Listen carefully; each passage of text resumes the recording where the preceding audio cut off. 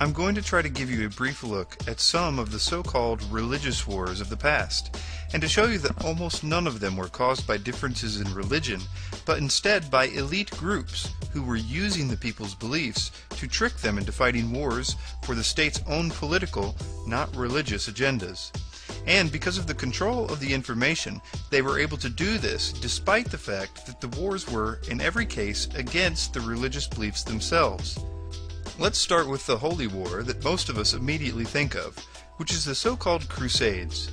The Crusades were a series of military campaigns between the 11th and 13th centuries by the Vatican.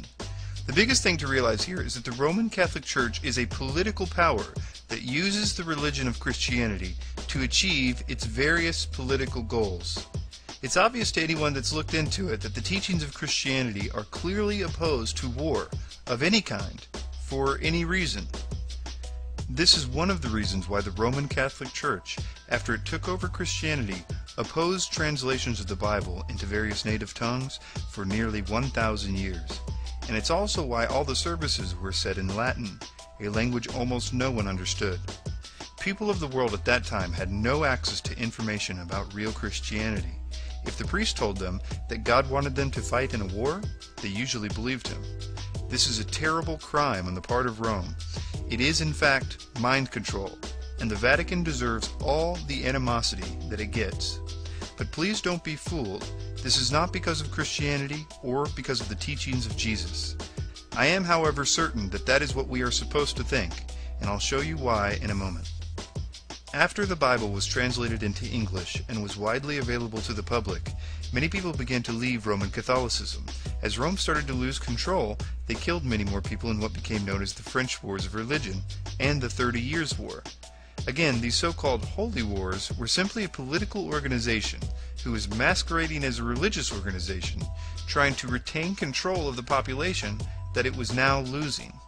The most ironic thing is that it was the real religion of Christianity that actually ended the Crusades.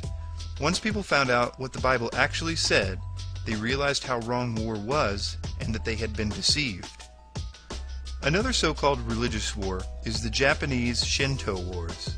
The same basic method was used in the Shinto Wars. Prominent Zen leaders perverted the Buddhist teachings to encourage blind obedience, mindless killing, and total devotion to the emperor. It was another case of the state using propaganda to get people to fight wars and to devote themselves to the state. They were simply deceived by those that had the ability to propagate ideas, the mass media, if you will. Let's move on to Islam. With Islam, you have a number of dynamics at work. There are many disagreements, but what is interesting is that the so-called jihad has no official status in Islam. In the West, jihad is often understood as holy war, but it has a broader meaning in Islamic theology. It can be striving to lead a good Muslim life, praying and fasting regularly, being an attentive and faithful spouse and parent, or working hard to spread the message of Islam. There are several things to consider about Islam as we know it today. There was an attempt by America and the West to radicalize Islam to fight the Russians in the Cold War. They did this through propaganda and through the education system. Arab state-sponsored education systems are often funded by Saudi Arabia and/or international organizations like the United Nations, which even today continue to teach this new radicalized version of Islam. This is a good example of this system that we've been talking about in action today. For instance, Hamas TV introduced children to a new character. Nahul, the honeybee, is used to indoctrinate innocent Palestinian youth to hate and to become suicide bombers. He was beaten to death by an actor portraying an Israeli soldier.